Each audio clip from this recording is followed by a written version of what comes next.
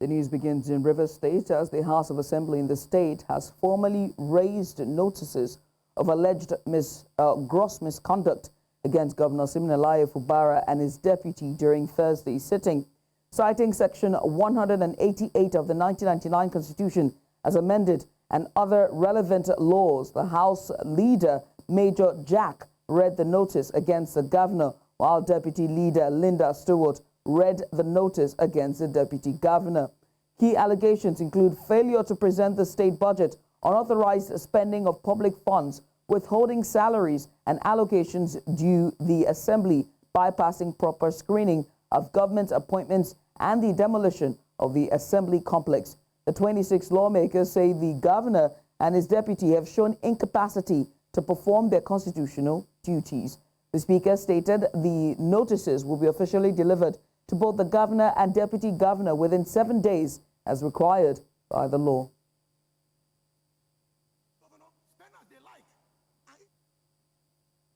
Let's take a look at the steps provided for the Constitution to impeach a governor in Nigeria. The very first one is notice of allegation of at least one to three lawmakers submit a written allegation of gross misconduct to the Speaker. The second step is to serve the notice. The Speaker serves notice on the governor and all members within 7 days, after which the governor will respond. Now, the governor may reply in writing, which will be shared with all lawmakers. And then afterwards, there's going to be an initial assembly vote. The assembly votes without debate on whether to investigate, and this requires 2 to 3 or 2/3 of majority to proceed with that. And then becomes an investigative panel. It's where the chief judge appoints 7-member panel to probe the allegations, after which the panel investigates for up to 3 months, and the governor can then defend himself during that period. The panel will afterwards submit findings to the Assembly, and allegations must be substantial to continue, substantiated to continue. And then the final Assembly vote, which is where the Assembly will now vote to remove the governor. And of course, again, this requires 2/3 of the majority to be approved. Now, bearing this in mind, let's give some in-depth analysis on this, shall we? Joining us is Professor Ken Nweke. He is a professor of politics and an indigent of Rivers State as well. Professor, many thanks for joining us. I appreciate you for coming all the way from Port Harcourt, the state capital for Rivers State.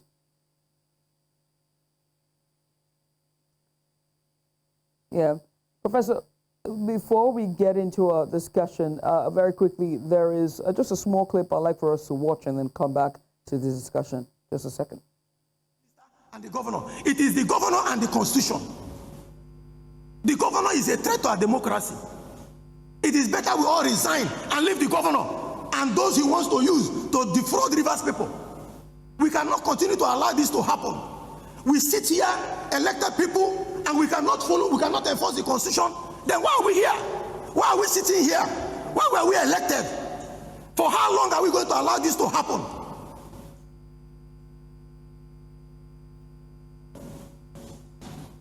Distinguished colleagues, enough is enough.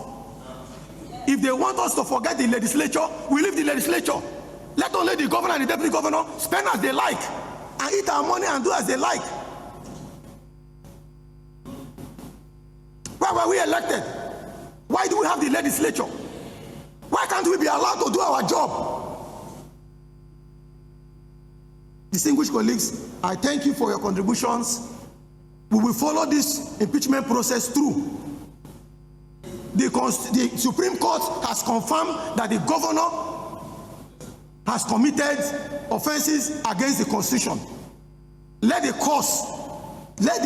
law take its course. The law has to take its course. Mr. President, we thank Mr. President. He's a father. Mr. President has done his best. Mr. President has spoken to the governor.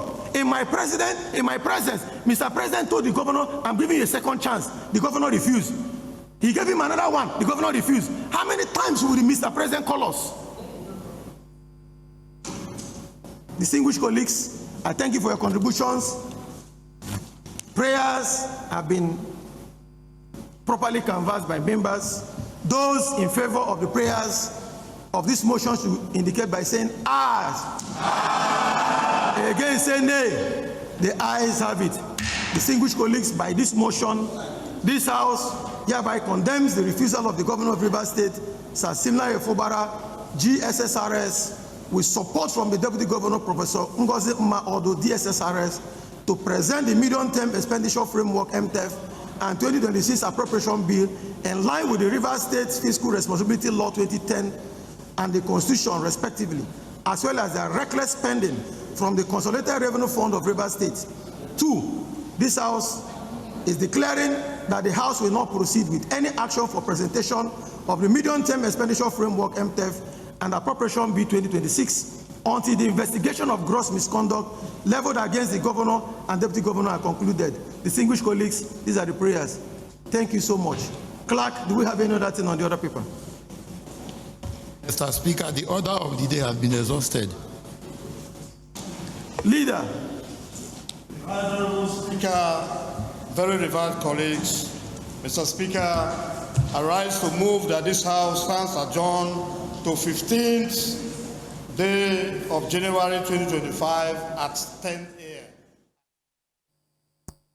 Anger there just from the Speaker of the House, the State House of Assembly for Rivers State there, Honorable Martins Amawale.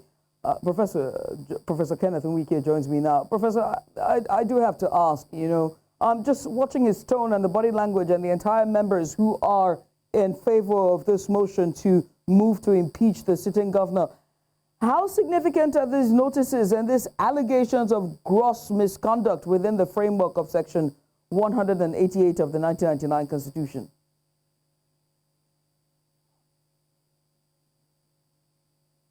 So we cannot hear you. If you can help us to unmute your device, please. Professor Kenneth Nweke is a professor of politics. So can you hear us now? Yes, go ahead, please. So absolutely, I do not subscribe to the methods and the now.com approach of the Assembly. Of course, when did the governor return after the emergency rule? And so it also it is clear that some of the allegations that came before even the Supreme Court judgment and after the Supreme Court judgment that led to the state of emergency in Rivers State are some of those allegations that are still being brought forward against the governor. You're still talking about the demolition of the House of Assembly. You are still talking about, it does not, and then you're talking about the 2026 budget. This is January. Today is 8th of January. And I understand that about last week, the State Executive Council approved the budget. Probably waiting, I'm assuming, for there to be a clear course to make the presentation to the Assembly. And so all you hear clearly here is about, leave them to chop money. It's all about money. There's nothing else. And this money belongs to Rivers people, including me, seated here. And unfortunately, a few people are arrogating themselves the powers to share, the only ones to share this money. The money is not for sharing. The money is for good governance of the Rivers State.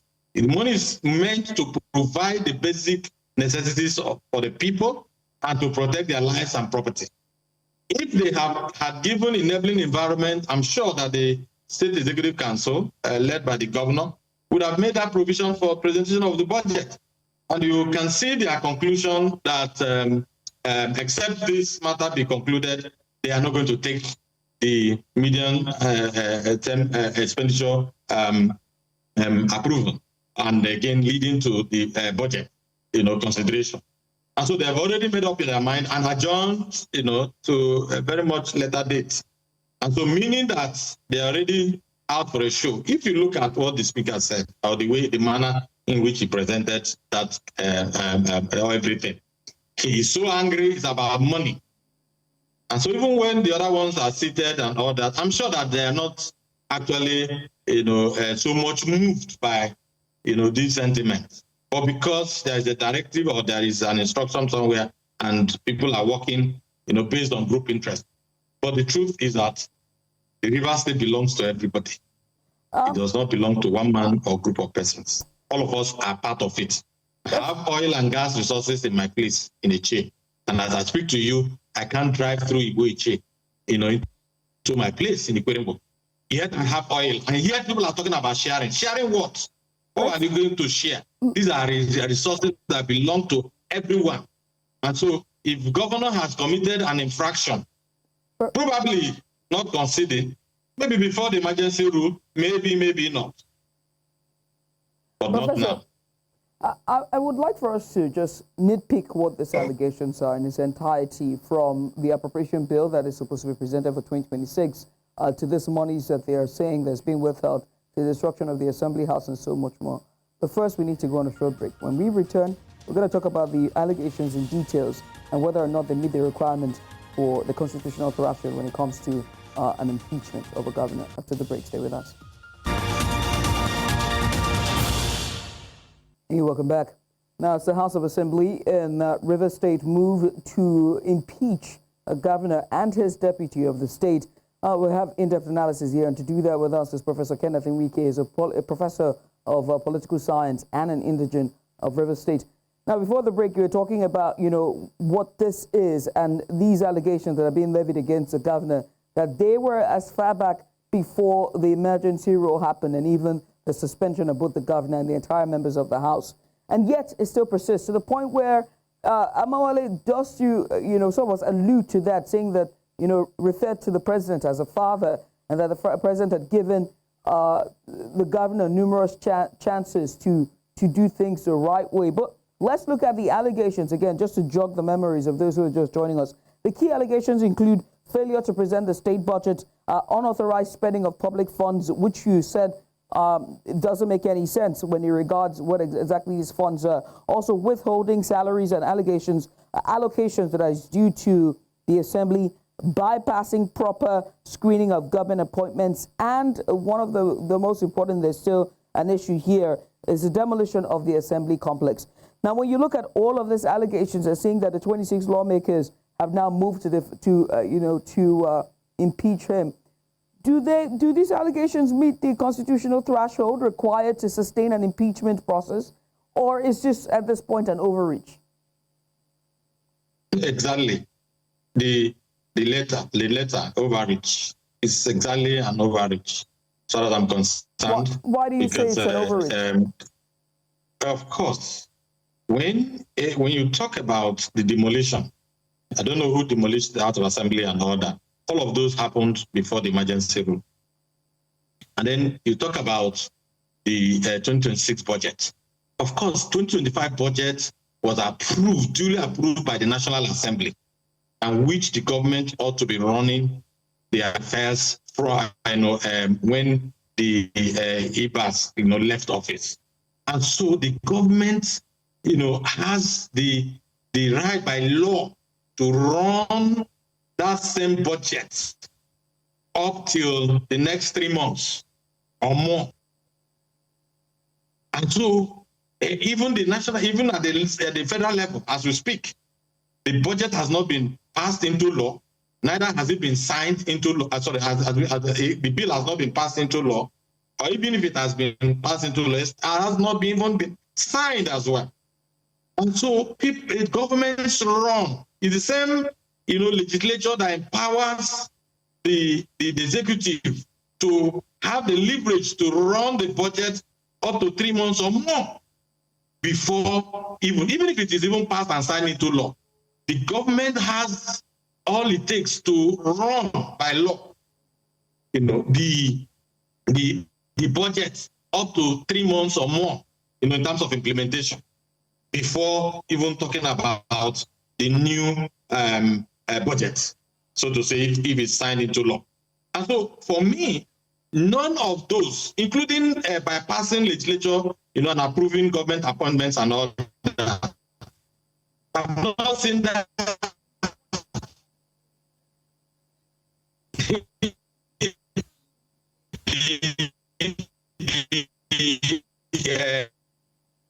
We seem to be losing your audio there, Professor Nweke. Professor Kenneth Nweke is a professor of political science and also an indigene of River State, just giving us a bit of insight following the move by the House of Assembly when it comes to the impeachment of the governor and his deputy.